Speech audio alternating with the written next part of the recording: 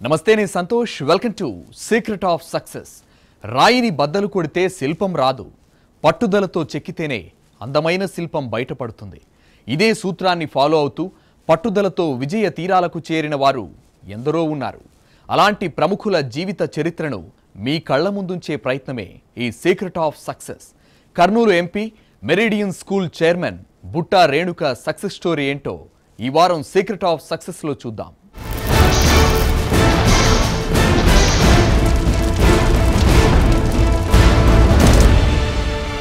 అటు బిజినెస్ లోను ఇటు రాజకీయాల్లోనూ తానేంటో ప్రూవ్ చేసుకుని సక్సెస్ కు కేర్ ఆఫ్ అడ్రస్ గా నిలిచారు బుట్టా రేణుక ప్రస్తుతం కర్నూలు ఎంపీగా తన విజయ ప్రస్థానాన్ని కొనసాగిస్తున్నారు అసలు బుట్టా రేణుక సక్సెస్ స్టోరీ ఏంటి తన విజయానికి స్ఫూర్తినిచ్చిన వ్యక్తులెవరు బుట్టా రేణుక అంతరంగం ఏంటి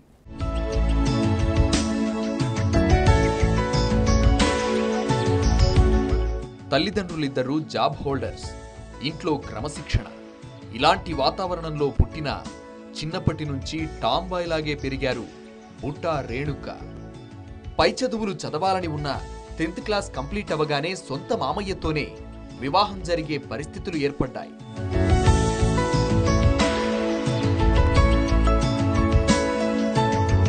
వివాహంతో చదువుకు బ్రేక్ పడ్డా భర్త ప్రోత్సాహంతో చదువును కొనసాగించారు అదే స్ఫూర్తితో బుట్టా గ్రూప్ బిజినెస్ లోకి ఎంటర్ అయ్యారు మరోవైపు మెరిడియన్ స్కూల్ చైర్మన్ గా తన విజయ ప్రస్థానాన్ని కొనసాగిస్తూనే పలు వ్యాపారాల్లో తనకంటూ self image సృష్టించుకున్నారు Butta Renuka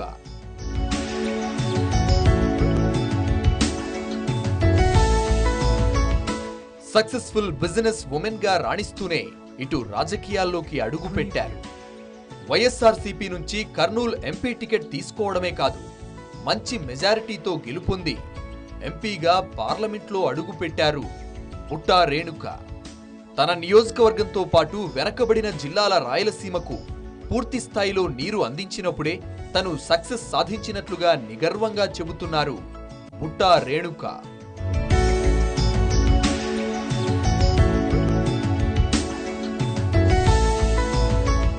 business women గా సక్సెస్ సాధించిన రేణుక అసలు రాజకీయాల వైపు ఎందుకు అడుగు పెట్టారు రేణుక విజయానికి స్ఫూర్తినిచ్చిన వ్యక్తులెవరు తన సక్సెస్ పై రేణుక ఏమంటున్నారు అసలు రేణుక సక్సెస్ వెనుక ఉన్న ఫ్యామిలీ సపోర్ట్ ఎంత కర్నూలు ఎంపీ బుట్టా రేణుకతో మా ప్రతినిధి రమా స్పెషల్ ఇంటర్వ్యూ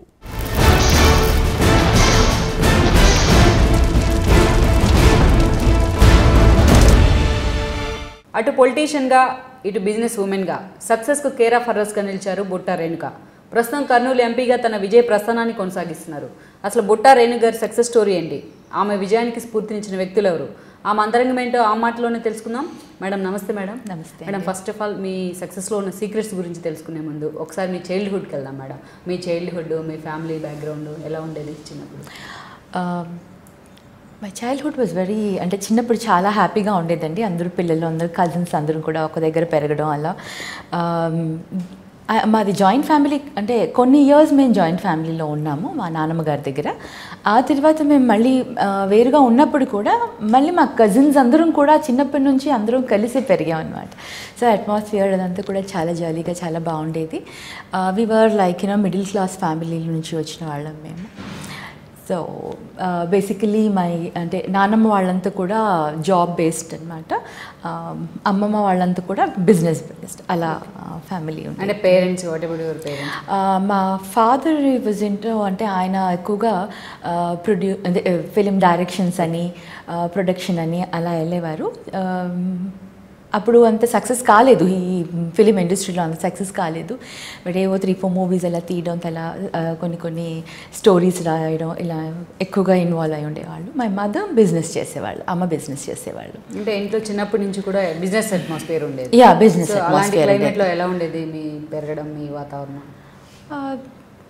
అంటే ఇట్ వాజ్ నార్మల్గా ఉండేది అనమాట అంటే పెద్దగా మార్పులు ఏదో ఒక ఇన్సిడెంట్స్ కానీ చాలా అన్హ్యాపీగా ఆర్ హ్యాపీగా అన్నట్టు కాకుండా it use to be very ఇది నార్మల్గా సాగేది అండ్ హ్యాపీ లైఫే చిన్నప్పటి నుంచి నేను నా లైఫ్లో నేను వెళ్ళి వెతుక్కున్నాను అనుకోండి ఏదన్నా I never had any problem. ఎప్పుడు కూడా అలా సీరియస్గా ప్రాబ్లం నా లైఫ్లో ఉంది అని చెప్పేదానికి ఏం లేదు. Always happy life. And parents కూడా, సిబ్లింగ్స్ కానివ్వండి, కజిన్స్ కానివ్వండి, ఆల్వేస్ అంటే ఎప్పుడు కూడా చక్కగా అలా సరదాగా లైఫ్ గడిచిపోయింది. అటాచ్మెంట్ ఎలా ఉండేది మేడం పేరెంట్స్తో? పేరెంట్స్తో అటాచ్మెంట్ చాలా బాగుంటుందండి. ఇన్ఫ్యాక్ట్ నా సిబ్లింగ్స్, మా బ్రదర్ అండ్ మా సిస్టర్ అందరూ కూడా ఏంటంటే పేరెంట్స్ ఎక్కువగా నన్నే ఇష్టపడతారు అనేసి వాళ్ళకి ఎప్పుడు కొంచెం అలా ఉండేది. బట్ అందరితో కూడా బాగానే ఉండేదండి. అంటే ఎలా మీ స్కూల్ లైఫ్? స్కూల్ లైఫ్ అంటే మేము అందరం కూడా, మా గ్రాండ్ ఫాదర్ ఏమో రాజ్భవన్లో గవర్నర్ దగ్గర జాబ్ చేసేవాడు. ఓకే. సో అక్కడ మాకు రాజ్భవన్లోనే హౌస్ ఉండేది. Mother's father? No, my father's father, మా తాతయ్య అంటే నాన్నగారు ఆయన అక్కడ చేసేవారు. సో మేము రాజ్భవన్లోనే అక్కడే ఉన్నాం. అక్కడ గవర్నమెంట్ స్కూల్ ఉండేది, రాజ్భవన్ హై స్కూల్ అని. అందులోనే చదువుకున్నాం అందరం, కజిన్స్ అందరం కూడా. అసలు మా ఫాదర్ వాళ్ళు కూడా అక్కడే చదువుకున్నారు, మేము కూడా అక్కడే చదువుకున్నాం. సో అక్కడ స్కూలింగ్ అయిందండి. అండ్ 10th దాకా నేను అక్కడే చదివాను. స్కూల్లో కూడా నేను ఆల్వేస్ యూస్ టు బి, ఎప్పుడు కూడా క్వైట్గా ఉండేదాన్ని, అందరితో ఫ్రెండ్లీగా ఉండేదాన్ని. ఇలా గ్రూప్స్ అని, పార్టీస్ అలా ఎప్పుడు ఉండేది కాదు. అందరితో ఈక్వల్గా ఉండేదాన్ని అనమాట, న్యూట్రల్గా ఉండేదాన్ని. అంటే చిన్నప్పటి నుంచి ఆల్రెడీ మీ parents well educated, already they are in job, మీరు పుట్టేటప్పటికి. సో మీ బుట్ట రేణు గారిని ఇది చేద్దాం, తన్ని ఇలా ఒక ఇంజనీరింగ్ చేద్దామని, ఒక డాక్టర్ని చేద్దామని అలా లేదండి. మా పేరెంట్స్కి ఏంటంటే, ఫాదర్ వాజ్ ఏంటంటే, నాన్నగారు ఎప్పుడు కూడా ఫిలిమ్స్ అని, మూవీస్ అని అలా వెళ్ళిపోయారు కాబట్టి అందులో సక్సెస్ కాలేక he use to struggle in that. ఆ అమ్మాయి ఏమో బిజినెస్లో లైక్ ఫ్యామిలీ రన్ కావాలి అన్న బిజినెస్ కాన్సన్ట్రేషన్తో ఉండేవాళ్ళు. కానీ ఎప్పుడు కూడా బాగా చదివించాలి అన్న ఒక ఆలోచన ఉండేది. నాకు ఏమైందంటే, నా విషయానికి వచ్చేసరికి నాకు మేనరికం సంబంధం ఉండింది ఇంట్లోనే. సో అమ్మకి ఏంటంటే తొందరగా పెళ్లి చేసేస్తే ఒక బాధ్యత తీరిపోతుంది అన్న ఒక ఇంట్రెస్ట్ తోటి 10th అయిపోయాక ఒక 1 year తర్వాత పెళ్లి చేసేసారు. తర్వాత చదువుకోవాలి అంటే, పెళ్ళైన తర్వాత చదువుకోవచ్చు కదా, లేకపోతే మీ హస్బెండ్ బిజినెస్ చూసుకోవచ్చు కదా, ఇలా ఎదగచ్చు కదా అని. తనకి ఎప్పుడు అలా లేకుండా ఉండింది. ఏదో గర్ల్ కదా, ఏదైనా జాబ్ చేసి సెటిల్ అవ్వాలి, తన కాళ్ళపైన తను ఉండాలి అన్న ఆ ఆలోచన కంటే ఎక్కువగా తన రెస్పాన్సిబిలిటీస్ కంప్లీట్ అవ్వాలి, అమ్మాయికి తొందరగా పెళ్లి చేస్తే అన్న ఒక ఆలోచనలో అంటే తమ్ముడినే పెళ్లి చేసుకున్నాను, మేనమామనే పెళ్లి చేసుకున్నాను అనమాట. అంటే మేడం, మీరు ఆ తర్వాత చూసుకున్నట్లయితే కూడా స్కూల్ లైఫ్ తర్వాత మీరు ఇందాక చెప్తున్నారు ఇంట్లో చాలా క్వైట్గా ఉండేదాన్ని అనేసుకుని, స్కూల్లో ఎలా ఉండాలి, కొంచెం డిఫరెంట్గా టామ్ బాయ్ లాగా అలా? నో, చాలా అంటే స్కూల్లో కూడా చాలా కామ్గా ఉండేదాన్ని. ఎక్కువగా ఏది కానీ అన్ని యాక్టివిటీస్లో పార్టిసిపేట్ చేసేదాన్ని. కల్చరల్ ప్రోగ్రామ్స్లో చాలా ఎక్కువగా వెళ్ళేదాన్ని. నాకు చాలా ఇంట్రెస్ట్ ఉండేది. అంటే Raj Bhavan school it's government school అయినా కూడా గవర్నర్ అంటే ఎప్పుడు కూడా ఒక ఇంపార్టెన్స్ ఇచ్చేవాళ్ళు ఆ స్కూల్కి. మేము చదువుకున్న రోజుల్లో మాకు లైబ్రరీస్ ఉండేవి, స్పోర్ట్స్ రూమ్స్ ఉండేవి, డెస్క్ బెంచెస్ అన్నీ కూడా ఉండేవి, అన్ని ఫెసిలిటీస్ ఉండేవి. ఎవ్రీ ఇయర్ యాన్యువల్ డేస్కి గవర్నర్ వచ్చేవాళ్ళు, పర్సనలీ వాళ్ళు వచ్చేవాళ్ళు. గవర్నర్ మస్ట్ అనమాట యాన్యువల్ డేస్కి రావడం. అలా అంటే it was equal into private స్కూల్స్తో సమానంగా అప్పుడు ఆ స్కూల్ ఉండేది, government school. So cultural activities కానివ్వండి, ప్రోగ్రామ్స్ కానివ్వండి, బయట కాంపిటీషన్స్కి వెళ్ళినప్పుడు కానీ అన్నిట్లో కూడా ఎక్కువగా పార్టిసిపేట్ చేసేదాన్ని. సో కల్చరల్లో ఎక్కువగా ఇంట్రెస్ట్ ఉండేది. అంటే మీకేమో చదువుకోవాలని ఇంట్రెస్ట్, ఎర్లీ అవర్స్లోనే మీ మదర్ కోరిక ప్రకారం మ్యారేజ్ చేసుకున్నారు. తర్వాత కెరీర్ ఎలా ఉంది? సిన్స్ అంటే నేను పెళ్లి చేసుకుంది మేనమామనే కాబట్టి బయట ఫ్యామిలీలో వెళ్ళలేదు కాబట్టి నాకు మా అమ్మమ్మ గారే, మా అత్తగారు, ఇంకా ఎప్పుడు ఇంట్లో అట్మాస్ఫియరే. నాకేదో వేరే పెళ్ళైపోయింది, నేనేదో వేరే వెళ్ళిపోయాను అన్న ఫీలింగ్ ఏం లేదనమాట ఎప్పుడు. అంటే ఆల్వేస్ ఇంకా నేను పేరెంట్స్ దగ్గరే ఉన్నాను, అందరితో కలిసి ఉన్నాను, ఎప్పుడు ఆ డిఫరెంట్ ఫీలింగ్ రాలేదు. సిన్స్ అమ్మమ్మ కాబట్టి చాలా బాగా చూసుకునేవాళ్ళు. అందుకే కాబోలు I have never learn cooking నేర్చుకోలేకపోయాను. షీ యూస్ టు అంటే తను బాగా చూసుకునేవాళ్ళ అమ్మమ్మ. అంటే తర్వాత మేడం బిజినెస్ యాంగిల్లో మీరు ఆలోచన? యాక్చువల్లీ లైక్ యూనో అది అయిపోయాక దెన్ నాకు ఇంటర్ నేను చదవలేకపోయాను కాబట్టి మా కజిన్స్ అందరూ కాలేజ్కి వెళ్ళడం, నేను ఇంట్లో ఉండిపోవడం, అది కొంచెం బాధేసేది అనమాట. నేను కూడా చదువుకోవాలని. అప్పుడు మా హస్బెండ్ ఎంకరేజ్ చేశారు, సరే మీ ఫస్ట్ ఇంగ్లీష్ నేర్చుకో, ఎందుకంటే మేము తెలుగు మీడియం నుంచి వచ్చాం కాబట్టి ఇంగ్లీష్ నేర్చుకోమని, ఇంగ్లీష్ నేర్చుకునే దానికి ఎంకరేజ్ చేశారు. అండ్ దెన్ ఆయన కూడా అప్పుడు అన్నారు, చదువుకుంటానంటే చదువుకో ఇచ్చేయమని. అయితే నాకు వితిన్ 2 yearsలోనే నాకు పాప పుట్టింది అనమాట. దెన్ తర్వాత ఇమీడియట్లీ బాబు. ఇలా ఫ్యామిలీ లైఫ్ కంటిన్యూస్గా నాకు అయ్యేసరికి నాకు ముగ్గురు పిల్లలు, ఫస్ట్ పాప, తర్వాత 2 బాబులు. ఇంకా ఈ ఫ్యామిలీ లైఫ్ ఇలా వెళ్ళేసరికి చదువు అంటే కంటిన్యూ చేయలేకపోయాను. సో పిల్లలు కొంచెం పెద్దగా అయ్యాక దెన్ మా హస్బెండ్ బాగా ఎంకరేజ్ చేశారు. అంటే ఒక ఆడవాళ్ళు అనంత మాత్రాన ఇంట్లోనే పరిమితం ఉండకూడదు, మనం నేర్చుకోవాలి, లోక జ్ఞానం అనేది తెలియాలి, ఎప్పుడు ఎట్లా పరిస్థితి ఉంటుందో తెలియదు, కాబట్టి సమాజాన్ని ఫేస్ చేసే శక్తి మీకు రావాలి అనేసి చాలా ఫోర్స్ చేశారు. ఇనిషియలీ ఆయన బాగా నేర్పించారు కూడా, ఇలా ఇలా చూసుకోవాలి, బిజినెస్ ఇలా ఉంటుంది, ఇలా మాట్లాడాలి అందరితో, ఇలా ఉంటుంది అనేసి. ఆయన ఎంకరేజ్మెంట్ తోటి నేను ఆయనకి చిన్నగా హెల్ప్ చేసేదాన్ని. ఆయనకు మొదట ఆయన పెళ్ళే టైంకి బిజినెస్లో ఉన్నారు. సో ఆ బిజినెస్ని కొంచెం ఇంట్లోనే ఉండి చూసుకునేదాన్ని, అకౌంట్స్ చూసుకోవడం కానివ్వండి ఏదైనా. తర్వాత 95లో మేము మెరిడియన్ స్కూల్ పెట్టాం. స్కూల్ పెట్టాలి అనే ఆలోచన మా హస్బెండ్దే అండి. ఫ్రెండ్స్ అందరూ కలిసి ఒక ప్రాపర్టీ కొన్నారు, దాంతో అందరూ కలిసి స్కూల్ పెట్టాలనుకున్నారు. అప్పుడు అందరూ అంటే పార్ట్నర్స్ అందరూ కలిసి స్కూల్ స్టార్ట్ చేశారు. అప్పుడు ఆయన ఎంకరేజ్ చేశారు, నువ్వు స్కూల్ బాగా సూట్ అవుతుంది మీకు అనేసి. అప్పుడు ఆయన స్కూల్కి ఎంకరేజ్ చేశారు. అక్కడ నుంచి నా కెరియర్ స్టార్ట్ అయిందండి. మెరిడియన్ స్కూల్ 1995లో స్టార్ట్ చేశాము. అప్పుడు నేను రోజు స్కూల్కి రావడం, అడ్మినిస్ట్రేషన్ చూసుకోవడం, నేను నేర్చుకుంటూనే నేను మేనేజ్ చేసేదాన్ని అనమాట. సో అప్పుడు నాకు అండర్స్టూడ్, అప్పుడు తెలిసింది లాంగ్వేజ్ ఇంగ్లీష్ చాలా ఇంపార్టెంట్ మనకి, ఎందుకంటే it was English medium, parents తోటి కమ్యూనికేషన్ ఇవన్నీ కూడా అని. అప్పుడు మళ్ళీ నేను I continued my spoken English classes. And తర్వాత అది అయిన తర్వాత ఇంకా కొన్ని ఇయర్స్కి డిగ్రీ కంప్లీట్ చేయాలని చెప్పేసి నేను మళ్ళీ I started 2 years I did అనమాట. తర్వాత 3rd yearకి హెల్త్ బాగాలేక ఐ కుడెంట్ కంప్లీట్ డిగ్రీ. అనుకోకుండా హెల్త్ చాలా ప్రాబ్లం వచ్చి ఉండింది నాకు. సో ఆ ప్రాబ్లం వల్ల 4 years I suffered with the health problem. So దాంతో మళ్ళీ కంప్లీట్ చేయలేకపోయాను. ఎంతమంది స్టార్ట్ చేశారు మేడం మెరిడియన్ స్టార్ట్? మెరిడియన్ 1995లో స్టార్ట్ చేసినప్పుడు వీ హ్యాడ్ 60 స్టూడెంట్స్ అండి, 60 మంది పిల్లలు ఆ ఇయర్, ఫస్ట్ ఇయర్. తర్వాత సెకండ్ ఇయర్కి 150, థర్డ్ ఇయర్ 300, అలా డబుల్ అవుతూ వెళ్ళింది. ఇప్పుడు ఆల్ ద బ్రాంచెస్, అన్ని బ్రాంచెస్ కలిపి 4500 స్టూడెంట్స్ ఉన్నారు. సో అంటే మాకు లిమిటెడ్ నెంబర్ ఉంటుంది, లిమిటెడ్ సెక్షన్స్ ఉంటాయి కాబట్టి సో స్టూడెంట్స్ని మేము బియాండ్ దట్ నెంబర్ తర్వాత తీసుకోలేమని. అంటే you mean overall in Hyderabad? Overall in Hyderabad 4500 students. Okay, meridian success formula ఏంటి మేడం? సక్సెస్ సీక్రెట్ ఏంటి? It's a team work. అంటే మేము యాజ్ మేనేజ్మెంట్ మా స్టాఫ్కి ఫ్రీ హ్యాండ్ ఇచ్చేవాళ్ళం, అండ్ వాళ్ళు ఏ ఐడియాతో వచ్చినా కూడా ఎంకరేజ్ చేసేవాళ్ళం. సో ఆ ఓపెన్ అంటే ఆ kind of a comfort atmosphere ఇవ్వడం వల్ల ప్రతి ఒక్కరూ కూడా, ఎంప్లాయీస్ కూడా, వాళ్ళలో ఆ కైండ్ ఆఫ్ అ ఫీలింగ్ వచ్చేది, ఇది స్కూల్ మా స్కూల్, మేము ఎవరి కిందనో పని చేయట్లేదు, ఇది మా స్కూల్ మేము చేయాలి అన్న ఒక ఓనర్షిప్ వాళ్ళలో వచ్చింది. దాంతో వాళ్ళు బాగా అంటే ఆ అటాచ్మెంట్ తోటి ఎప్పుడైనా సరే మనం ఆ అటాచ్మెంట్ అనేది ఉంటే సక్సెస్ తొందరగా వస్తుంది. అలా మా టీమ్ వర్క్గా స్టాఫ్ అందరూ కూడా, ప్రిన్సిపల్ అండ్ టీచర్స్ అందరూ కూడా హార్డ్ వర్క్ చేశారు. అట్ ద సేమ్ టైం మా పాలసీ ఎలా ఉండేదంటే, అప్పట్లో 20 years back this concept wasn't there. ఏంటంటే ఈ కాన్సెప్ట్ ఎలా ఉండేదంటే, పేరెంట్స్కి టైం ఇచ్చి వాళ్ళ ప్రాబ్లం విని వాళ్ళ సమస్యలను తెలుసుకొని పిల్లలకి హెల్ప్ చేసే కాన్సెప్ట్ అప్పుడు అంతగా ఉండేది కాదు. అంటే కొన్ని స్కూల్స్ ఉండొచ్చు, ఐ డోంట్ సే దాట్. మేము ఎక్కువగా ఆ కాన్సెప్ట్లో వర్క్ చేశాను అనమాట. ఎందుకంటే ప్రతి పేరెంట్కి వాళ్ళ పిల్లలు చాలా precious, towards communicate to parents. So వాళ్ళ పిల్లలు బాగా చదువుకోవాలి, వాళ్ళు అన్నిట్లో పార్టిసిపేట్ చేయాలి, అన్నిట్లో ముందు ఉండాలి అన్న ప్రతి పేరెంట్ ఎక్స్పెక్ట్ చేస్తారు.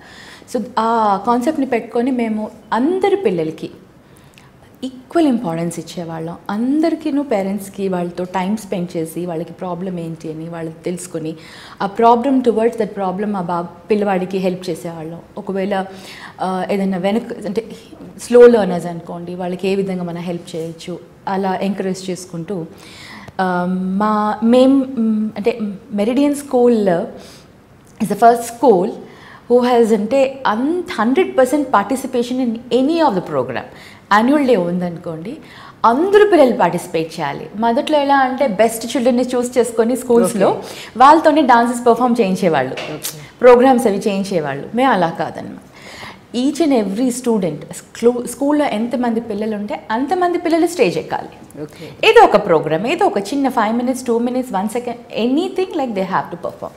సో మా స్ట్రెంత్ పెరిగే కొద్దీ మేము 2 days 3 days యాన్యువల్ డేస్ అనమాట. బికాజ్ స్ట్రెంత్ పెరిగే కొద్దీ ఏ ప్రోగ్రామ్ కూడా నాట్ మోర్ దెన్ 3 hours కంటే చేయలేము కాబట్టి సో 2 days 3 days అలా పెంచుకుంటూ వెళ్ళాలి. That's the concept. అండ్ ఆ కైండ్ ఆఫ్ ఫ్రీడమ్ కానివ్వండి, అటాచ్మెంట్ పేరెంట్స్తో పిల్లలతో, ఆ కమ్యూనికేషన్, ఆ బాండింగ్, ఆ అట్మాస్ఫియర్ని క్రియేట్ చేయడం వల్ల మెరిడియన్ సక్సెస్కి మెయిన్ రీజన్ అని నేను చెప్పాను. అంటే 60 members స్టూడెంట్స్తో స్టార్ట్ చేసి మేడం ఈరోజు నియర్లీ 5,000 అని చెప్తున్నారు మీరు. 5,000 4,500.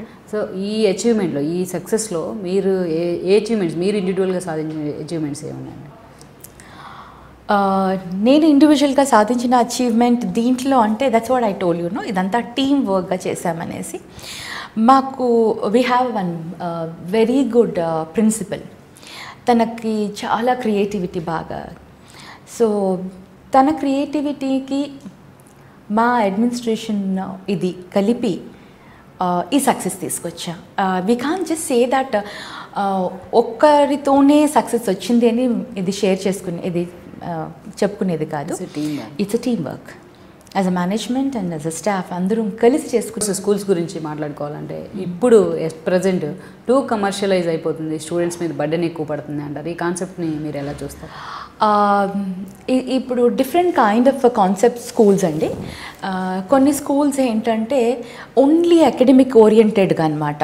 అంటే వాళ్ళకి ఏంటంటే జస్ట్ ద రిజల్ట్స్ రావాలి, ఎంసెట్లో మార్క్స్ రావాలి, తర్వాత వాళ్ళు ఏ ఐఐటీలోనో IITలోనో ఎక్కడో జాయిన్ అయిపోవాలి. ఆ కాన్సెప్ట్తోనే డ్రిల్ చేసే స్కూల్స్ ఉన్నాయి. ఆ స్కూల్స్ ఏమవుతాయంటే అందరూ పిల్లలు ఆ స్ట్రెస్ తీసుకోలేరు. కొంతమంది పిల్లలు వెరీ స్మార్ట్ ఉంటారు, వాళ్ళు తీసుకోగలుగుతారు. బట్ స్ట్రెస్ తీసుకొని లేని పిల్లలు అందులో ఫెయిల్ అయిపోతారండి.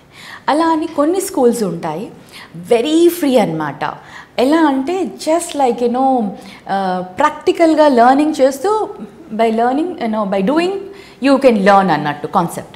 అంటే మీరు ఏదో ఒకటి చేయండి, దాని నుంచి నేర్చుకోండి. This is completely IB syllabus kind of a thing where it's like level based పోతుంది, ఒక రీసెర్చ్ బేస్డ్ వెళ్తుంది. అది ఒక కైండ్ ఆఫ్ స్కూల్. కొన్ని స్కూల్స్ అయితే నార్మల్గా రొటీన్గా వాళ్ళకి ఫెయిల్ అయ్యా పాస్ అయ్యా ఏదో ఒకటి సిలబస్ వెళ్తుంది, వాళ్ళు క్లాస్ బై క్లాస్ వెళ్ళిపోతున్నారు. అవి కొన్ని స్కూల్స్. కొన్ని స్కూల్స్ ఇప్పుడు ఎలా ఉన్నాయంటే మేము క్వాలిటీ ఇస్తాము, బట్ మీరు ఎఫర్ట్ చేయగలుగుతాయి.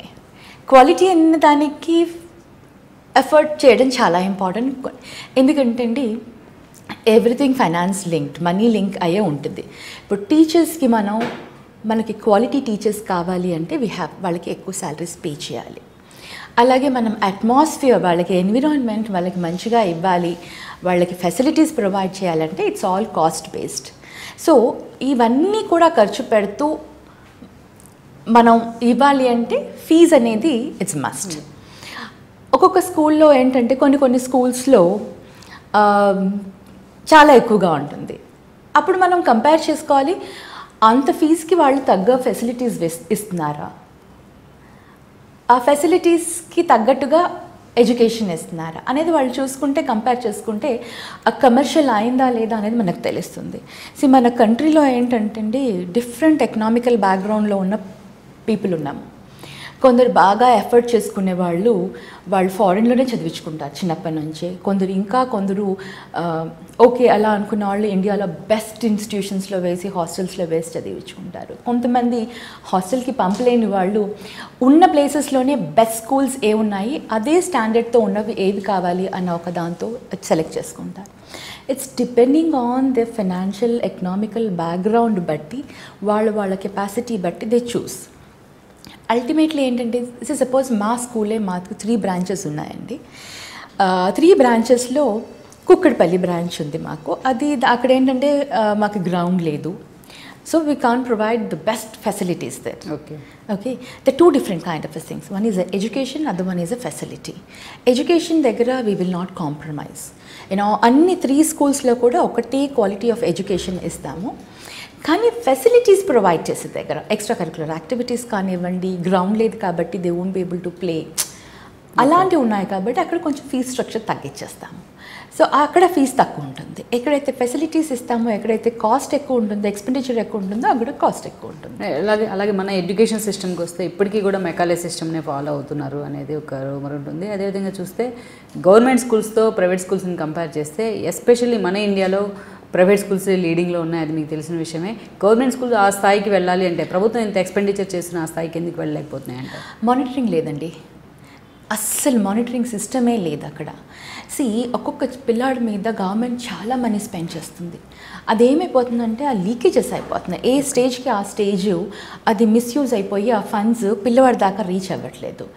ఇప్పుడు ప్రైవేట్ స్కూల్స్ ఉన్నాయనుకోండి, వాళ్ళకు ఒక రెస్పాన్సిబిలిటీ, ఒక అకౌంటబిలిటీ ఉంటుంది, కాంపిటీషన్ ఉంటుంది. మన స్కూల్ నెంబర్ 1 ఉండాలి.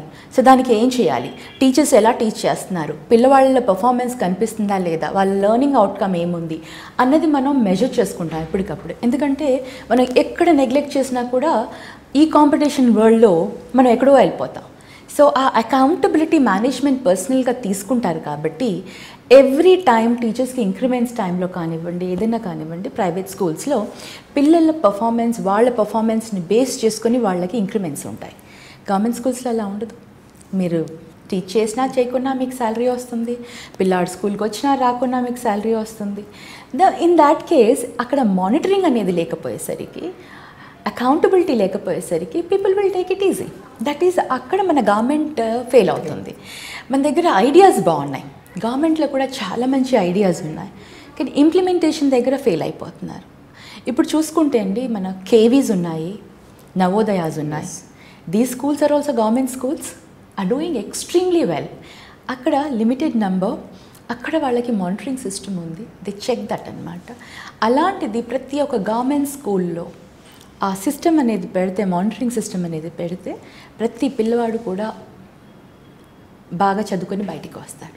అట్లీస్ట్ బేసిక్ ఎడ్యుకేషన్ అనేది మన కంట్రీలో ప్రాబ్లం లేకుండా ఉంటుంది. Higher education and all that మళ్ళీ గవర్నమెంట్ కెన్ డూ దాట్. కానీ బేసిక్ ఎడ్యుకేషనే లేకపోతే వాళ్ళు ఎన్ని హైయర్ ఎడ్యుకేషన్ ఇన్స్టిట్యూషన్స్ ఓపెన్ చేసి వాళ్ళకి ఇవ్వాలనుకున్నా కూడా ఇవ్వలేక మళ్ళీ బాటమ్ లెవెల్ నుంచి రావాలి. మనం ఆల్ఫాబెట్స్ సరిగ్గా నేర్చుకోకపోతే వర్డ్స్లోకి అండ్ సెంటెన్స్లోకి ఎలా వెళ్తాం? సో బేసిక్ ఎడ్యుకేషనే లేకపోతే హైయర్ ఎడ్యుకేషన్లో మనం ఎక్సెల్ అవ్వడం కష్టము. ఈ ప్రాబ్లమ్స్ని గవర్నమెంట్ రియలైజ్ కావాలి. ఏ రోజైతే ప్రాపర్ మానిటరింగ్ సిస్టమ్ పెట్టుకొని దాన్ని చక్కగా మానిటర్ చేస్తూ వాళ్ళు అనలైజ్ చేస్తారో, టీచర్స్కి salary based on child learning అవుట్కమ్ని బేస్ చేసుకొని వాళ్ళకి ఇంక్రిమెంట్స్ ఇస్తారో, ఆ రోజు డెఫినెట్లీ ఎవ్రీవన్, అంటే ప్రతి ఒక్కరు కూడా వాళ్ళ ఇంక్రిమెంట్స్ కోసమన్నా పిల్లాడికి మంచి చదువు వచ్చేలాగా చూసుకుంటారు. అలాగే మీకు స్కూల్సే కదా మేడం, మీ బుట్ట గ్రూప్ చాలా బిజినెస్ ఇవన్నీ కూడా ఎలా మానిటరింగ్ చేస్తారు? నేను ఎక్కువగా ఫోకస్ ఎప్పుడు స్కూల్లోనే చేసేదానండి. మధ్యలో కొన్ని ఇయర్స్ లైక్ తనిష్క్ ఫ్రాంచైజీ తీసుకున్నప్పుడు ఇనిషియల్లీ ఇది సెట్ చేసి ఒక పర్సన్కి, అంటే మేనేజర్కి హ్యాండ్ ఓవర్ చేసేంత వరకు 1-2 ఇయర్స్ కంప్లీట్లీ చూసుకున్నాను, అంటే దాన్ని రన్ చేశాను. తర్వాత కంపెనీ పర్సన్, అంటే ఒక ఎంప్లాయీని అపాయింట్ చేసేసి, స్పెషలీ టాటా ఏంటంటే మానిటరింగ్ సిస్టమ్స్ చాలా బాగుంటాయి అండ్ అక్కడ ఎవ్రీథింగ్ సిస్టమాటిక్గా ఉంటుంది. సో దానికి అంత ఫోకస్ అండ్ స్ట్రెస్ అవసరం ఉండదు కాబట్టి వన్స్ ఇన్ వైల్ వెళ్ళి చూసుకున్నా సరిపోయేది. మా హస్బెండ్, నేను అలా ఇద్దరం కలిసి చేసుకునే వాళ్ళం. ఎక్కువగా స్కూల్ పైన నేను ఫోకస్ చేసేదాన్ని. అలాగే మేడం, మీ కెరీర్ని చూస్తే ఒక పార్ట్ 2 పార్ట్స్గా చూడాలి. ఒక పార్ట్ చూస్తే బిజినెస్ యాంగిల్, ఇంకో పార్ట్ చూస్తే పాలిటిక్స్. అసలు పాలిటిక్స్లోకి ఎంటర్ అవ్వాలనే కోరిక మీకు ఎందుకు వచ్చింది? నిజం చెప్పాలంటే నాకు ఎప్పుడు ఇంట్రెస్ట్ లేదు ఉండింది, పాలిటిక్స్లోకి రావాలి అన్న ఇంట్రెస్ట్ ఎప్పుడు లేకుండా ఉండింది. అండ్ ఇన్ఫ్యాక్ట్ చాలా ఇయర్స్ కింద నుంచి కూడా మా హస్బెండ్కి ఆఫర్స్ వచ్చేవి పాలిటిక్స్లోకి రమ్మని. మేము డిస్కస్ చేసేవాళ్ళం, పాలిటిక్స్ వద్దు, ఇట్స్ వెరీ డిఫికల్ట్, మనకి హ్యాండిల్ చేయడం కష్టం అవుతుంది, మనం బిజినెస్లో ఉన్నాం, బిజినెస్ హ్యాపీగా ఉన్నాం అనేసి. I can just say, last time మా హస్బెండ్కి ఆఫర్ వచ్చినప్పుడు కూడా నేను అలాగే వద్దు అని అన్నాను. కానీ ఆయన నన్ను కన్విన్స్ చేసేసి నన్ను పోస్ట్ చేసి నన్ను పంపారనమాట last politics. Time offer means from YSRCP. YSRCP నుంచి మాకు ఆఫర్ వచ్చినప్పుడు నాకైతే ఇంట్రెస్ట్ లేదు, నాకు పాలిటిక్స్ గురించి ఏం తెలీదు అని అప్పుడు నేను చాలా చెప్పాను. బట్ హీ కన్విన్స్డ్ మీ అనమాట. కన్విన్స్ చేసి no you can do it, I know your capabilities, you can do అని చాలా ఎంకరేజ్ చేసి పంపారు. ఆ తర్వాత పాలిటిక్స్లోకి వచ్చిన తర్వాత పాలిటిక్స్ మీద ఇంట్రెస్ట్ బాగా పెరిగింది. ఇప్పుడు నా ఆఫ్టర్ 1.5 years తర్వాత I can just say I'm very comfortable in politics అండి. అసలు ఎంపీగా ఎందుకు కంటెస్ట్ చేయాలనుకున్నా? ఆఫర్ ఎంపీగానే వచ్చిందండి, ఎంపీకే వచ్చింది. అప్పట్లో మేము అనుకోలేదు ఒక ఎమ్మెల్యేనా ఎంపీనా అని ఏది డిసైడ్ చేసుకోలేదు. ఎంపీగానే వచ్చింది. మేబీ ఎంపీ ఈజ్ బెటర్ అనుకున్నారేమో మా హస్బెండ్. అప్పుడు దాకా స్కూల్స్, బిజినెస్ ఇవన్నీ చూసుకుంటున్నారు. వన్స్ మీకు టికెట్ వచ్చిన తర్వాత వైఎస్ఆర్సీపీ నుంచి campaigning is very hard. Yeah, initially చాలా ఇబ్బంది వేసింది. తర్వాత చాలా తొందరగానే ఫాస్ట్గానే పికప్ అయ్యాను. అండ్ నాకున్న ఒక క్వాలిటీ ఏంటంటే, ఇంకొకటి బేసిక్గా నేను చెప్పేదానికి రీజన్ ఏంటంటే, స్కూల్స్లో నాకు ఏదైతే పిల్లలతో కానివ్వండి, పేరెంట్స్తో కానివ్వండి, ఓపిక ఏదైతే వచ్చిందో వినడము, ఆ సమస్యలను వినడము, ఆ సమస్యల మీద పరిష్కరించడం, లేకపోతే ఏ విధంగా మనం డెవలప్ చేయాలి, అడ్మినిస్ట్రేషన్ స్కిల్స్ ఏవైతే నేర్చుకున్నానో అది నాకు బాగా పనిచేసింది. ఇంకొకటి, నాకు చిన్నపిల్లలంటే చాలా ఇష్టం. పిల్లలంటే అసలు ఇంక వాళ్ళతో వాళ్ళతో ఉన్నానంటే అసలు నాకు టైం అయితే తెలియదండి. సో పిల్లలు బాగా అంటే పల్లెటూళ్ళలో, ఊర్లలోకి వెళ్ళినప్పుడు అక్కడ వాళ్ళతో తొందరగా అటాచ్ అయిపోయాను. తొందరగా వాళ్ళ మింగిల్ అయిపోయి వాళ్ళకి ఉన్న వాటిని తొందరగా కనెక్ట్ అవ్వగలిగాను వాళ్ళతోటి. Maybe that is one of the reason వాళ్ళు నన్ను తొందరగా యాక్సెప్ట్ కూడా చేయగలిగారు. అలాగే మీరు టికెట్ ఇవ్వడంలో కానీ, మీకు ఎస్పెషల్లీ మీరు పార్లమెంట్లో అడుగుపెట్టడంలో కానీ పార్టీ వైపు నుంచి, జగన్ గారి వైపు నుంచి ఎంతవరకు సపోర్ట్ ఉంది మీకు? పార్టీ నుంచి ఆల్వేస్ సపోర్ట్ అండి. ఇన్ఫ్యాక్ట్ పార్టీలో నాకు కైండ్ ఆఫ్ ప్రత్యేకమైన ఒక స్పెషల్ ఇంపార్టెన్స్ అయితే ఉంది. అంటే నేను పొలిటికల్గా నాకు I'm not from that background అని ఉన్నా కూడా, but still they always guide me, ఇలా చేస్తే బాగుంటుంది, ఇలా ఉంటే బాగుంటుంది అన్న ఒక గైడెన్స్ ఉంది. అండ్ ఆ స్పెషల్ అంటే kind of a position I have their in that. Jagan అన్న దగ్గర నుంచి కూడా నాకు ఎప్పుడు కూడా పాజిటివ్గానే నాకు ఎప్పుడు అంటే రెస్పాన్స్ కానివ్వండి అన్నీ చాలా బాగున్నాయి. ఫస్ట్ అటెంప్ట్లోనే మీరు టికెట్ తీసుకోవడమే కాదు, ఆల్మోస్ట్ గెలిచేసి మంచి మెజార్టీతో గెలిచి ఒక్కసారిగా పార్లమెంట్లో అడుగుపెట్టారు. మీరు అడుగుపెట్టినప్పటికీ చాలామంది ఇతరత మహాదరులు అసలు ఒక్కసారి వన్స్ పార్లమెంట్కి వస్తే ఒకసారి చూస్తే బాగుండు అనుకున్న వాళ్ళు కూడా చాలామంది ఉన్నారు. బహుశా మీరు కూడా ఒక దశలో అలాగే అనుకుని ఉంటారేమో క్యాంపెయిన్ చేసే టైంలో. సో ఫస్ట్ టైం ఎలా ఫీల్ అయ్యారు? ఫస్ట్ టైం పార్లమెంట్లో స్టెప్ పెట్టగానే అండి అసలు అంటే ఆ ఫీలింగే చాలా డిఫరెంట్గా ఉండింది. అంటే నేను ఇక్కడ ఉన్నానా అంటే ఐఎమ్ సో లక్కీ, ఇంత లక్కీగా నాకు God has given me so much of opportunity నాకు ఇచ్చారు. And I have to do this. ఈ పొజిషన్ని నేను ఎలా అయినా ఫుల్ఫిల్ చేయాలి, అంటే రెస్పాన్సిబిలిటీ నేను ఫుల్ఫిల్ చేయాలి అన్న ఒక థాట్ వచ్చింది. అండ్ అంటే ఎక్స్ప్లెయిన్ చేయలేనంత happy moments I can just say that. ఆ మూమెంట్లో ఒక మన సుప్రీం మన కంట్రీని ఒక లా అండ్ ఆర్డర్ అంటే రిప్రజెంట్ చేస్తూ మనం ఒక లా తయారు చేసే ఒక హౌస్లోకి మనం ఎంటర్ అవుతున్నాము. It's supreme of the country దాంట్లో it's a part of I'm also part of that అన్న I fell very very proud. And నా స్వెరింగ్ సెరమనీ రోజు మా పేరెంట్స్ వచ్చారు. They were literally in tears. మా అమ్మాయి అంటే నా కూతురు ఇంత స్థాయికి ఎదుగుతుంది అని ఎప్పుడూ అనుకోలేదు అన్న ఒక ఫీలింగ్ వాళ్ళలో ఆ moment it really made me so proud. అంటే at the same time madam, మీకు ఎప్పుడైతే పార్లమెంట్లో ఎంపీగా అడుగు పెట్టారో అప్పటి నుంచి రెస్పాన్సిబిలిటీస్ కూడా ఎక్కువ ఉంటాయి మీకు. Almost 7 assembly constituencies. అవునండి. సో వీటన్నిటిని ఎలా కంపెన్సేట్ చేసుకోగలుగుతున్నారు? అంటే నేను ఎక్కువగా కాన్స్టిట్యున్సీలో చాలా టైం స్పెండ్ చేస్తాను. అందుకనే ఏమవుతుందంటే అక్కడ సమస్యలు అనేది ఏంటి అనేది నాకు బాగా అవగాహన వచ్చేసింది. వాటిపైన నేను పార్లమెంట్లో ప్రజెంట్ చేయగలుగుతాను. అంటే మనకి ఎప్పుడైతే అర్థం చేసుకోగలుగుతామో అప్పుడు చక్కగా మాట్లాడగలుగుతాం. ఏదో చదివేసి వెళ్ళి చెప్పాలి అంటే కొంచెం కష్టం అవుతుంది. కానీ మనకి ఏదైనా ఒక సమస్య పైన కానివ్వండి, ఏదైనా దానిపైన అవగాహన వచ్చిందంటే, దాని గురించి బాగా తెలుసుకున్నామంటే దాన్ని బాగా ఎక్స్ప్రెస్ చేయగలుగుతాం, బాగా మాట్లాడగలుగుతాం, బాగా చెప్పగలుగుతాం. అలాగే నేను అక్కడ ఎక్కువ టైం స్పెండ్ చేయడం వల్ల కర్నూలులో ఇక్కడ పార్లమెంట్లో నేను యాక్టివ్గా ఇన్వాల్వ్ అవ్వగలుగుతున్నాను. ఆల్రెడీ కొన్ని ఇష్యూస్ మీద ఫోకస్ చేసినట్టు. ఆల్రెడీ చాలా మోస్ట్ ఆఫ్ ద ఇష్యూస్ నేను ఫోకస్ చేశానండి. బికాస్ కర్నూలు చాలా వెనుకబడ్డ ప్రాంతం అనమాట.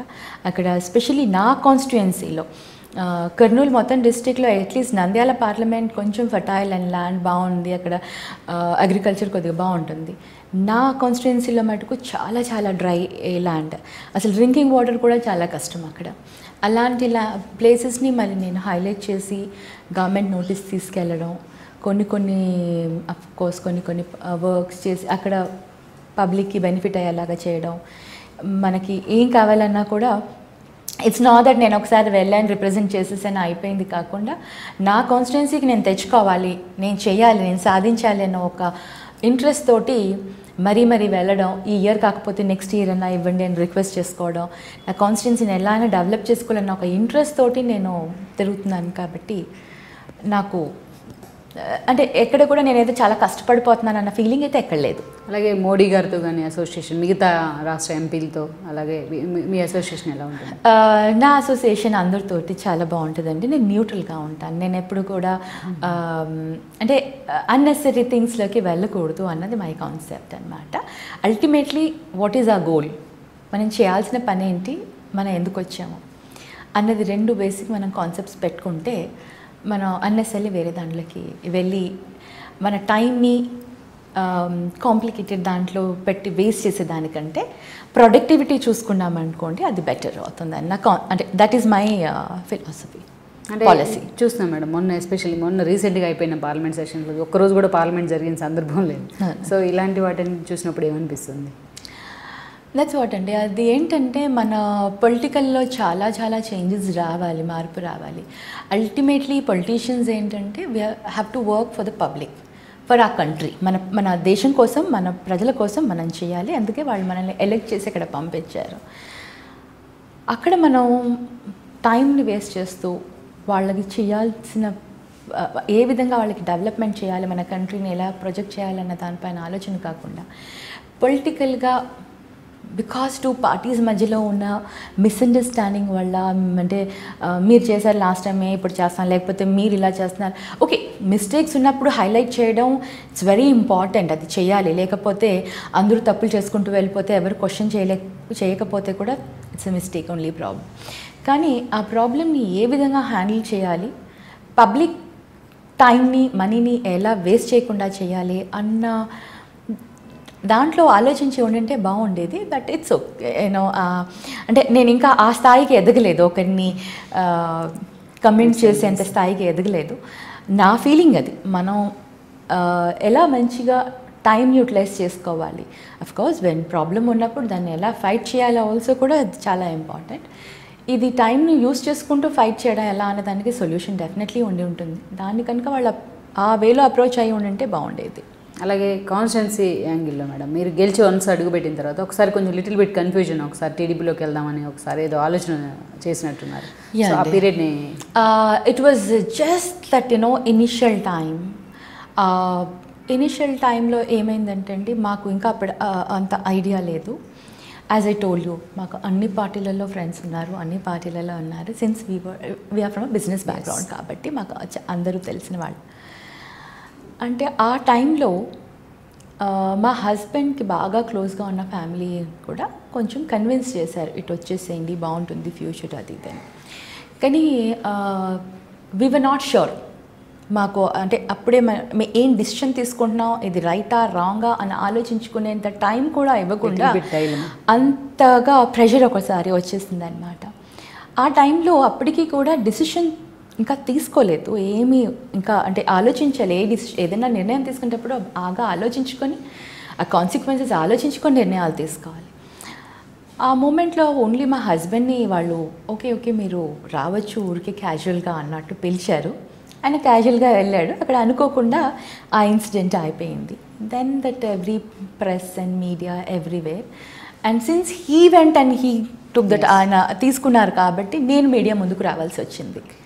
సో అప్పుడు బిట్ కన్ఫ్యూజన్ అనమాట. ఎందుకంటే మాకు ఆ క్లారిటీ లేదు, అసలు వాట్ వీఆర్ డూయింగ్ అన్న కన్ఫ్యూజన్లోనే ఉన్నాము. ఆ క్లారిటీ లేని సమయంలో అంతా కూడా అలా వెళ్ళిపోయింది. దెన్ తర్వాత కూల్గా మళ్ళీ డిసైడ్ చేసుకుని what we are doing is not right.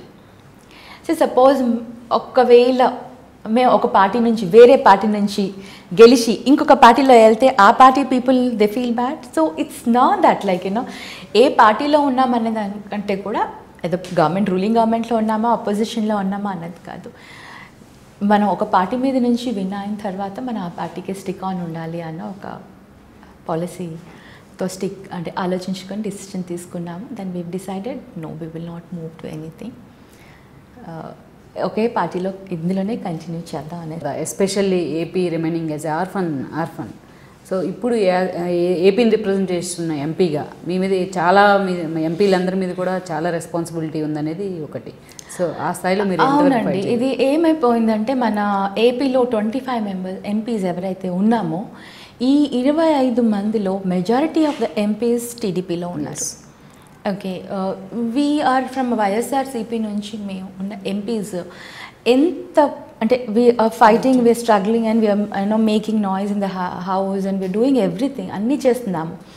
కానీ మెజారిటీ ఆఫ్ ద ఎంపీస్ వాళ్ళు కనుక వాళ్ళు కూడా ఏపీకి స్పెషల్ స్టేటస్ కావాలి అని డిమాండ్ చేస్తే కానీ ఏది కాదు. కాకపోతే ఏంటంటే వాళ్ళు అంటే ఆల్రెడీ రూలింగ్ పార్టీతో సెంట్రల్ గవర్నమెంట్తో అసోసియేట్ ఉన్నారు కాబట్టి ఇంకా వాళ్ళకి ఈజీ అవుతుంది కన్విన్స్ చేసేదానికి మన స్టేట్ పొజిషన్ని, ప్రాబ్లమ్ని. బట్ గవర్నమెంట్ పరంగా కూడా లైక్ సెంట్రల్ గవర్నమెంట్ ఏంటంటే మీకు ఇస్తే మళ్ళీ అదర్ 8-9 స్టేట్స్ డిమాండ్ చేస్తున్నాయి వాళ్ళకి కూడా స్పెషల్ స్టేటస్ ఇవ్వాలి అని. మరి ఆ ప్రాసెస్లో వాళ్ళు ఏం డిసిషన్ తీసుకున్నారో ఇప్పుడు మొన్న అయితే అరుణ్ జైట్లీ గారితో మన సీఎం కలిసినప్పుడు, ప్రధానమంత్రిని కలిసినప్పుడు మటుకు ఒక క్లారిటీ అయితే వచ్చేసింది, స్పెషల్ స్టేటస్ వాళ్ళు మనకి ఇవ్వరు అని.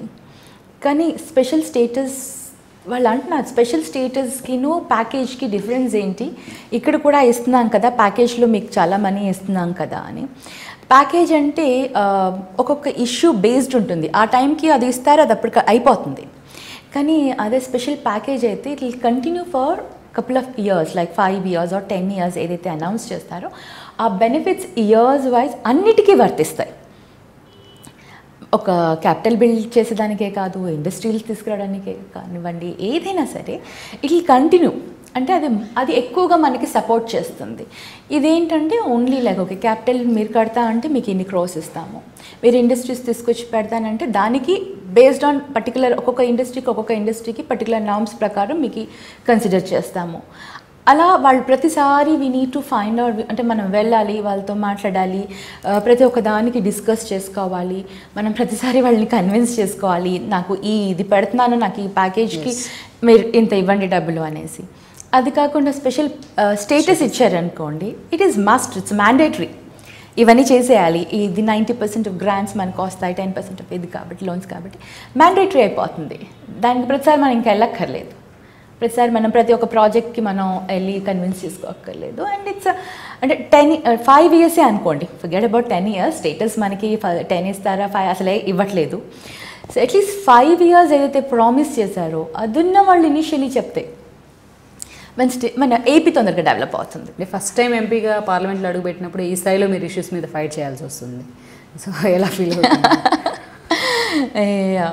అంటే ఏదో it's issue, it's a small issue or big issue, your effort is the same. And ultimately like ఇష్యూని మనం ఓవర్కమ్ అయ్యి అచీవ్ చేసుకునే కెపాసిటీ మనకు ఉండాలి. So I think it's a small or big like it's not really making any difference అండి. కాకపోతే I wish central government gives the special status to AP. ఎందుకంటే ఏపీలో చాలా చాలా అవసరము. డెవలప్ అవ్వడానికి మన దగ్గర ఉన్న జనరలీ ఆంధ్రాలో మనకి చాలా ఫాస్ట్ డెవలప్మెంట్ సోర్సెస్ ఉన్నాయి, ఫాస్ట్గా డెవలప్ అవుతాం. అట్లీస్ట్ 5 yearsకి ఇచ్చినా కూడా మనం సస్టైన్ అవ్వగలుగుతాం. స్పెషల్ స్టేట్ అలాగే మేడం, ఎస్పెషల్ మీ కాన్స్టిట్యున్సీ విషయానికి వస్తే, నా కాన్స్టిట్యున్సీ విషయానికి వస్తే మటుకు like Rayalaseema as it is చాలా బ్యాక్వర్డ్. దానికి తగ్గట్టుగా మనం ఏమీ ఇవ్వలేకపోతే అది ఎప్పటికీ కూడా డెవలప్ కాదు. డెవలప్ కావాలి అంటే దానిపైన కొంచెం స్పెషల్ ఫోకస్ పెట్టాలి. కంపేర్ చేస్తే మనకున్న 13 districtsలో ఈ 4 districts చాలా చాలా బ్యాక్వర్డ్. ఈ 4 పైన కొంచెం అంటే గవర్నమెంట్ కొంచెం ఫోకస్ చేసి వీళ్ళకున్న సోర్సెస్ ఏంటి, వీళ్ళకున్న రిసోర్సెస్ ఏంటి, దీనివల్ల మనం ఇక్కడ ఏది పెడితే అక్కడ డెవలప్మెంట్ అనేది అవుతుంది అనేది కొంచెం ఫోకస్ చేసి అక్కడ కొంచెం ఎక్కువగా ఇండస్ట్రీలు అవి పెడితే చదువుకున్న పిల్లలు కానివ్వండి వాళ్ళు మైగ్రేట్ అవ్వకుండా అక్కడే ఉండొచ్చు.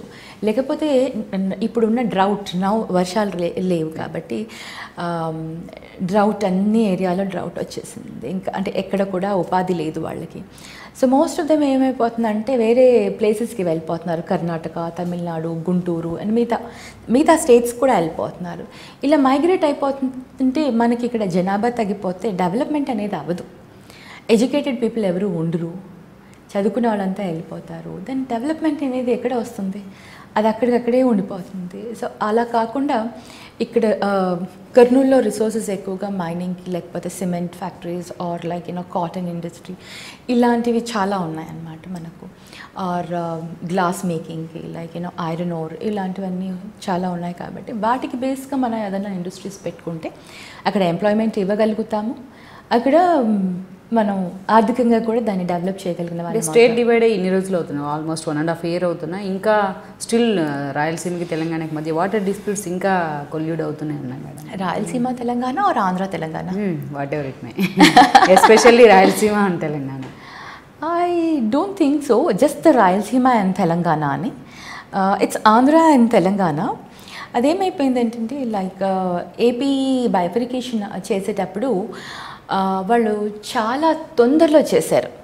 ఇంకా ఎలక్షన్స్ వచ్చేస్తున్నాయి, ఇంక ఇప్పుడు డిసిషన్ తీసుకోకపోతే, ఇప్పుడు చేయకపోతే మళ్ళీ ఎలక్షన్స్లో మన పార్టీ వస్తుందా రాదా అన్న ఒక తొందరపాటుతోటి ఆ డిసిషన్ అయిందని ప్రతి ఒక్కరికి అర్థమైపోతుంది చాలా క్లియర్గా. ఎందుకంటే అప్పుడు జరిగిన పరిస్థితులు బట్టి ఆ డిసిషన్స్లో ఏం చేశారంటే వాళ్ళు డీటెయిల్డ్గా క్లాజ్ బై క్లాజ్ డీటెయిల్డ్గా వెళ్ళి ఈ క్లాజ్లో దీంట్లో ఈ సమస్య వస్తుంది, దీనికి ఏ విధంగా మనం జస్టిఫై చేయగలుగుతాం 2 స్టేట్స్కి అని అంత డీటెయిల్గా కూర్చొని ఆలోచించుకొని చేసుకునేంత టైం వాళ్ళకి లేకుండా పోయింది.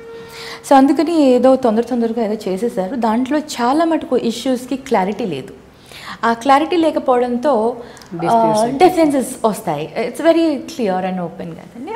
అవి ఇప్పుడు ఎక్కువగా మెల్లమెల్లగా ఒక్కొక్కటి బయట వస్తున్నాయి. దానికి every time 2 states like having a misunderstandings kind of problems. అంటే వెనుకబడిన ప్రాంతానికి చెందిన రిప్రజెంటేటివ్గా మేడం మీరు ఎంపీగా మీరు సాధించాలనుకుంటుంది ఏంటి especially me concept? My main focus అండి వాటర్ కోసం ఫస్ట్ బేసిక్ ఫెసిలిటీస్ అనేది చాలా ఇంపార్టెంట్.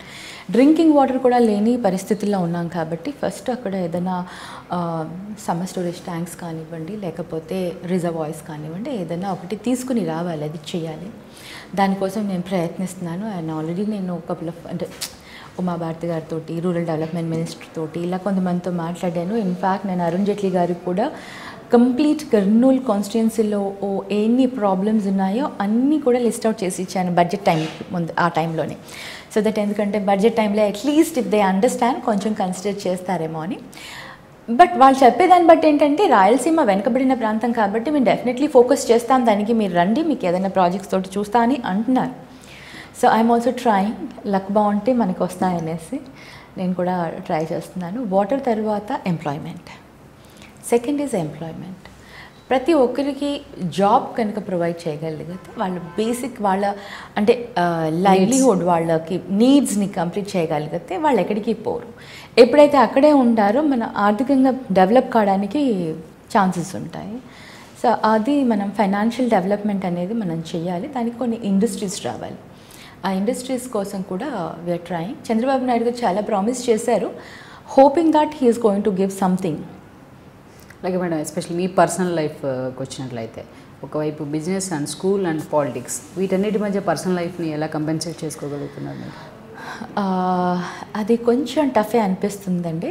ఎందుకంటే ఒక్కదానిపైన ఒక్కసారి ఫోకస్ చేస్తున్నప్పుడు మిగతాది ఇంకొకటి కొంచెం నెగ్లెక్ట్ అవుతుందేమో అని అనిపిస్తుంది. మళ్ళీ దానిపైన కాన్సన్ట్రేట్ చేస్తున్నప్పుడు ఇంకొకటి నెగ్లెక్ట్ అవుతుందేమో అని. కానీ I'm trying to balance all. లక్కీగా ఏంటంటే పిల్లలు పెద్దగా అయిపోయారు, అమ్మాయికి పెళ్ళైపోయింది, అండ్ ఇద్దరు బాబుల్లో ఒక బాబు బిజినెస్ జాయిన్ అయిపోయాడు, ఇంకొక బాబు ఎంఎస్ చేయడానికి యూఎస్ వెళ్ళిపోయాడు. సో ఆ రెస్పాన్సిబిలిటీ ఆఫ్ పిల్లలు హౌస్ కంట్రోలింగ్ అవి అయితే ఇప్పుడు లేదు కాబట్టి, బట్ స్టిల్ ఎంత ఏది లేదనుకున్నా ఉమెన్కి ఏంటంటే హస్బెండ్, పిల్లలు, ఫ్యామిలీ అనేది ఉంటుంది. అది బ్యాలెన్స్ చేసుకుంటూనే నేను పాలిటిక్స్ చూసుకుంటున్నాను. కాకపోతే బిజినెస్ పరంగా చాలా తగ్గిపోయిందండి. బిజినెస్లో నేను ఎక్కువ ఇన్వాల్వ్మెంట్ లేదు. ఎప్పుడైతే వాళ్ళకి పర్టికులర్ టైంలో మా హస్బెండ్కి హెల్ప్ కావాలి అని అనుకున్నప్పుడు ఆల్రెడీ నాకు బిజినెస్ పైన ఐడియా ఉంది కాబట్టి ఈవెన్ ఆ మూమెంట్లో వెళ్ళినా కూడా నేను హ్యాండిల్ చేయగలుగుతున్నాను. సో మధ్యలో కొంచెం ఆయనకి హెల్ప్ చేయగలుగుతున్నాను అంతే అండి. అంటే మీ సక్సెస్ వెనుక మీ ఫ్యామిలీ సపోర్ట్ ఎంతవరకు? Complete support. Without my family support I don't know. I mean నేను రేణుక అంటూ ఒకరు ఉండేవాళ్ళ అనడం కష్టం చెప్పడం. బికాజ్ మా హస్బెండ్ హిస్ కంప్లీట్గా సపోర్ట్ చేశారు. ఆయన అంటే ఎదగాలి, నేర్చుకోవాలి, తెలియాలి అని ఆయన సపోర్ట్కి తగ్గట్టుగా నేను కూడా కష్టపడి నేర్చుకునేదానికి ట్రై చేసి నేను ఈ స్టేజ్కి వచ్చాను. మా హస్బెండ్, మా పేరెంట్స్, మా మదర్ అండ్ ఫాదర్ అండ్ కూడా చాలా సపోర్ట్ చేస్తారు. అండ్ మా పిల్లలు కూడా చాలా ఎంకరేజ్ చేస్తారు. వాళ్ళు ఎంత బాగా చెప్తారంటే మా పేరెంట్స్ మా హస్బెండ్ కంటే కూడా చక్కగా చెప్తారు. వాళ్ళు నాకు గైడ్ చేస్తారు. సో ఫ్యామిలీ సపోర్ట్ కంప్లీట్గా ఉంది. నాకు ఎప్పుడైనా ఏదైనా చిన్న ప్రాబ్లం ఉంది అని డిస్కస్ చేసినా కూడా they all support me. And siblings కానివ్వండి, అందరూ సపోర్ట్ చాలా ఉంది. Touch wood. ఇన్ఫ్యాక్ట్ అంటే God has given me a beautiful life with మంచి ఫ్యామిలీ, మంచి సపోర్ట్ తోటి. I wish every women should get this kind of a family. ఖాళీ టైంలో ఏం చేస్తుంటారు మేడం? నాకు ఎక్కువగా అంటే మూవీస్ చూస్తాను. I love movies. తర్వాత I read books and I play sudoku. I love to play sudoku అనమాట. అది ఇంకా ఎంతసేపైనా ఆడుతూనే ఉండిపోతాను అలాగే. And classical dance is very interest నాకు. మా అమ్మాయికి నేర్పించాను నేను. And music. These are my choices and taste. Devotional thinking ఉంటుందా madam? Yes, devotionally I always 24/7 always it will be anything if I am doing and immediately nalo first I have to pray God and then do that kind of a devotional thing. But at the same time hours and hours gantal కూర్చొని పూజ రూమ్లో అలా ఉండిపోయి అలా కాదు. that's a decent time. daily morning and evening I pray. దీపం పెట్టడం ఇలాంటివి. మీ hobbies ఎలా ఉంటాయి? ఒకప్పుడు బాగా నేను షటిల్ ఆడేదాన్ని అండ్ ఆల్ దిస్. ఇప్పుడు టైం లేదు కాబట్టి I'm not able to do all that. But whatever as I said, whatever ఖాళీ సమయాల్లో చేసే పనులే, those are my hobbies. And listening to music and playing sudoku, just reading. That's. Books ఎక్కువ చదువుతుంటారు? ఇప్పుడు ఈ మధ్య అలవాటు చేసుకున్నాను బుక్స్ చదవడం. మొదట అంత అలవాటు లేదు. మొదట ఎక్కువగా నేను టీవీ అంటే కూడా only movies. I don't watch any serials and all that. I don't. వంట చేస్తారా మేడం? అదేండి, ఐ టోల్డ్ యూ నాకు వంట రాదని చెప్పా. బట్ ఓకే, బేసిక్ కుకింగ్ వచ్చు. But not that cooking, perfect cooking అయితే రాదు. But okay, I manage. ఎందుకంటే నాకు చిన్నప్పటి నుంచి అంటే అందరూ కూడా సపోర్ట్ ఉంది కాబట్టి ఎప్పుడు వాళ్ళే చేసి వాళ్ళే ఇది ఉండేది ఫ్యామిలీలో. సో వంట, కుకింగ్ అంత రాదండి. అలాగే మేడం, ఉమెన్ ఎంపవర్ గురించి ఏమంటారు, మీరేమంటారు? Women empowerment is very very essential అండి. ఇట్స్ మన కంట్రీలో, మన దగ్గర. అండ్ ఇది అవుతుంది మన దగ్గర. ఎలా ఉందంటే అండి, అటు ఎక్స్ట్రీమ్ ఉంది, ఇటు అంటే బోత్ సైడ్ ద ఎక్స్ట్రీమ్స్ అనమాట. మన కంట్రీలో women is achieved so much, but in some ప్లేసెస్లో women is still there only. So that balancing అనేది అంటే మనం వీ కాన్ సే మన country will not support, give that kind of a support to women అని కాదు. అంటే opportunities ఉన్నాయి కానీ బట్ ఓవర్కమ్ అవ్వాలి అంతే. అంటే అవేర్నెస్ అనేది మెల్లగా పెరుగుతూ వస్తుంది. ఇప్పుడు చూస్తే ఈవెన్ విలేజెస్లో కూడా పిల్లలు చదువుకోవడము, గర్ల్స్ వాళ్ళు ఇండిపెండెంట్గా ఉండాలనుకోవడము, వాళ్ళంతకు వాళ్ళు ఉండాలి అనుకోవడం, చాలా మార్పు చాలా ఉందండి. అంటే మహిళలు ఈ స్థాయిలో ముందుకు వస్తున్నాయి, ఈ స్థాయిలో డెవలప్మెంట్ చేస్తున్నాయి. ఇంకా దాడులు వాళ్ళ మీద జరుగుతున్నాయి, లైంగిక దాడులు కానీ, ఇంకా నిర్భయ చట్టాలని చట్టాలు వచ్చినా ఏం చేయలేకపోతున్నాయి అనేది. ఇలాంటివన్నీ చూసినప్పుడు ఏమనిపిస్తుంది? ఎవరు ఏం చేయలేరు. అది ఏంటంటే one thing, it's my personal opinion ఏంటంటే, there are certain sensitivity issues ఉంటాయి. అంటే అది మాట్లాడడం వల్ల హర్ట్ అయ్యే విషయాలు కూడా కొన్ని ఉంటాయి. కానీ ప్రొటెక్షన్ అనేది గవర్నమెంట్ ఎంతవరకు ఇవ్వగలుగుతుంది అనేది మనం చూసుకోవాలి. ఓకే, ఇన్సిడెంట్ అయిపోయిన తర్వాత they are compensating, but incident కాకుండా it's very difficult to monitor for the government. ఒక్కొక్క లేడీ ఒక్కొక్క గర్ల్కి ఒక్కొక్క సెక్యూరిటీని ఇవ్వలేరు, ఒక్కొక్క ఇది చేయలేరు. కాకపోతే మన దగ్గర టెక్నాలజీ పెరిగిపోయి క్రైమ్ రేట్స్ బాగా పెరిగిపోతున్నాయి. So that kind of social environment ఏదైతే చేంజెస్ తీసుకొస్తుందో దీనివల్ల ఇన్సిడెంట్స్ ఎక్కువగా అవుతున్నాయి. ఆ మార్పు అనేది మనం మళ్ళీ వాళ్ళని రైట్ వేలో తీసుకుపోయేందుకు అవేర్నెస్ ప్రోగ్రామ్స్ కండక్ట్ చేయాలి ప్రతి ఒక్క దగ్గర. It's not that awareness only to the girl. ఒక అమ్మాయికి ఒకటే మనం ఓకే ఇలా ఉండాలి అంటే కాదు. ఇన్సిడెంట్స్ చేసేది బాయ్స్ కాబట్టి అబ్బాయిలకు కూడా అవేర్నెస్ ఇవ్వాలి. అంటే ఒక ఫ్యామిలీలో ఒక mother how she is bringing up the children, వాళ్ళ పిల్లల్ని ఎలా పెంచుతున్నారు, ఆ పెంచే పద్ధతి బట్టి వాళ్ళు సొసైటీలో యాక్ట్ అవుతున్నారు. ఒక అబ్బాయి చాలా అబ్బాయి కదా అని మనం వదిలేసామనుకోండి, వాళ్ళు ఎలా తయారవుతారో రేపు పొద్దున సమాజానికి ఎంత అంటే డిస్టర్బ్ చేస్తారు అనేది ప్రతి ఒక్క ఫ్యామిలీ, ప్రతి ఒక్క పేరెంట్, ప్రతి ఒక్కరూ కనుక ఫ్రమ్ ద బిగినింగ్ ఇంట్లోనే చిన్నప్పటి నుంచి కనుక అనుకుంటే, పిల్లల్ని చక్కగా పెంచితే అప్పుడు ఇన్సిడెంట్స్ అవ్వవు. అంటే మేడం ఇలాంటి ఇన్సిడెంట్స్ జరిగినప్పుడల్లా ఉమెన్ డ్రెస్సింగ్ మీద ఎస్పెషల్లీ మొత్తం ఫోకస్ అవుతుంది, క్రిటిసిజం. అది తప్పండి. ఉమెన్ డ్రెస్సింగ్ పైన మనం కమెంట్ చేయలేము. ఓకే, సో మెనీ థింగ్స్ చిన్నపిల్లల్ని కూడా దే ఆర్ టార్చరింగ్ అండ్ చిన్నపిల్లల్ని కూడా ఇచ్చేస్తున్నారు. It's only a psycho behaviour of a people. It's not that like women ఇట్లా డ్రెస్అప్ అయితేనే వాళ్ళు టెంప్ట్ అయిపోతారు, ఉమెన్ అట్లా డ్రెస్అప్ అయిపోతేనే అవుతారు అనేం లేదు. చీర కట్టుకున్నా కూడా టెంప్టింగ్ ఉన్న కేసెస్లో ఎన్ని లేవండి. మరి చిన్న పిల్లలు ఇది ఉంటే ఇన్ఫ్యాక్ట్ ఐ ఫీల్ లైక్ కంఫర్టబుల్గా కంప్లీట్ డ్రెస్అప్ అయిన వాళ్ళు ఉన్న మిగతా డ్రెస్సెస్లో కూడా అంటే దాంట్లోనే బెటర్ ఉంటారని. డ్రెస్సింగ్కిను ఇన్సిడెంట్స్కి there is no connection. That is not the thing. It's only a mindset of the people. వాళ్ళు పెరిగే విధానం బట్టి వాళ్ళు అలా తయారవుతున్నారు కాబట్టి వాళ్ళు సొసైటీలో హామ్ చేస్తున్నారు. ఆ ఆలోచన విధానం పైన మనం మార్పు తీసుకురావాలి. మనం ఎన్ని చట్టాలు పెట్టండి, ఎన్ని మనం కాంపెన్సేషన్స్ ఇవ్వండి, ఆ మార్పు ఆ థింకింగ్లో, ఆ మైండ్ సెట్లో కనుక మన మైండ్ సెట్ని మార్చలేకపోతే ఎప్పటికీ చేయలేమండి మనం. మేడం టువర్డ్స్ సోషల్ అవేర్నెస్ గురించి మీరు ఏమైనా యాక్టివిటీస్ చేయడం కానీ అట్లా?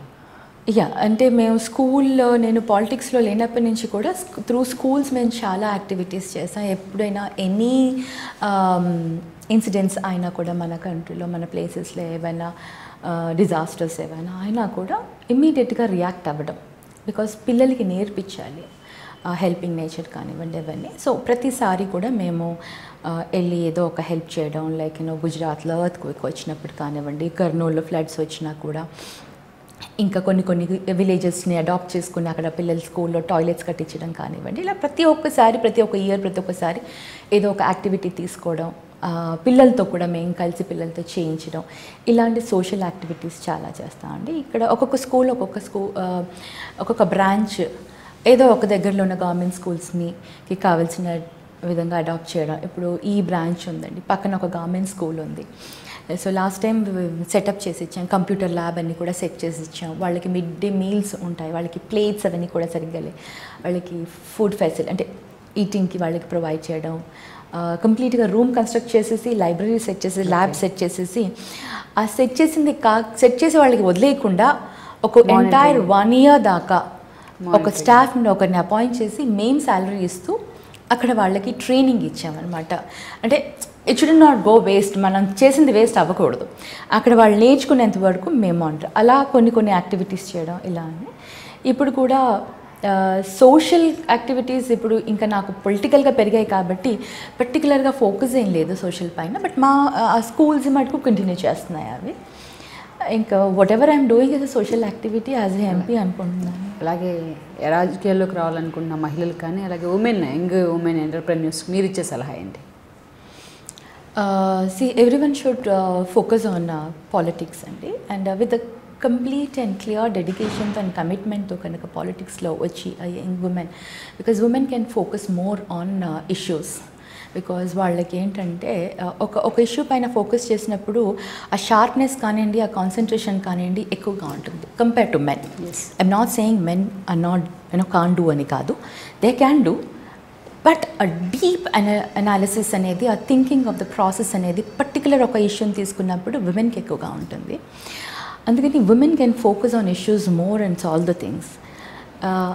అలాంటి వాళ్ళు ఎడ్యుకేటెడ్ పీపుల్ వీళ్ళందరూ కూడా ఒక కమిట్మెంట్తో, ఒక డెడికేషన్ తోటి పాలిటిక్స్లోకి రావాలి. అంటే స్లోగా పాలిటిక్స్కి మనం డెఫినేషన్ మార్చుకుంటూ పోవాలి. So all educated people will enter into a politics, and politics is like one of the service to a country. It's not that politics is the dirty thing. The so many people are so dedicated. అంటే ఎంతమంది, నేను చాలామందిని పార్లమెంట్లో చూస్తున్నానండి, చాలామంది చాలా డెడికేటెడ్గా చేసేవాళ్ళు చాలామంది ఉన్నారు. It's not that politics only one యాంగిల్లో మనం ఏదో చేస్తున్నా అది కాకుండా చక్కగా సర్వీస్ చేసేవాళ్ళు కూడా ఉన్నారు, కొన్ని మిస్టేక్స్ చేసేవాళ్ళు ఉన్నారు. అన్ని దగ్గర అన్ని టైప్ ఆఫ్ పీపుల్ ఉంటారు.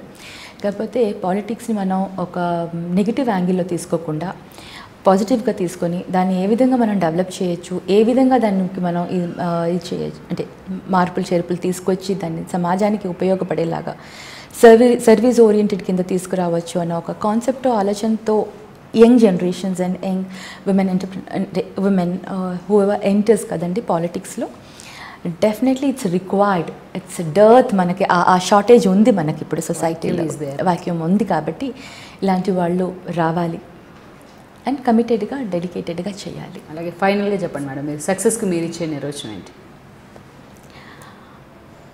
It's like, success is like, I feel like, if you are committed to your profession, your work, that is a success. The commitment, only the success. That's what my definition.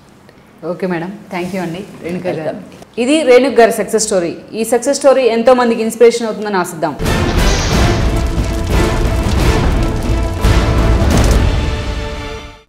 ఇది Butta Renuka success story. ఈ story ఎంతో మందికి inspiration అవుతుందని ఆశిద్దాం. మరో success స్టోరీతో మళ్ళీ కలుద్దాం. Stay tune with I news.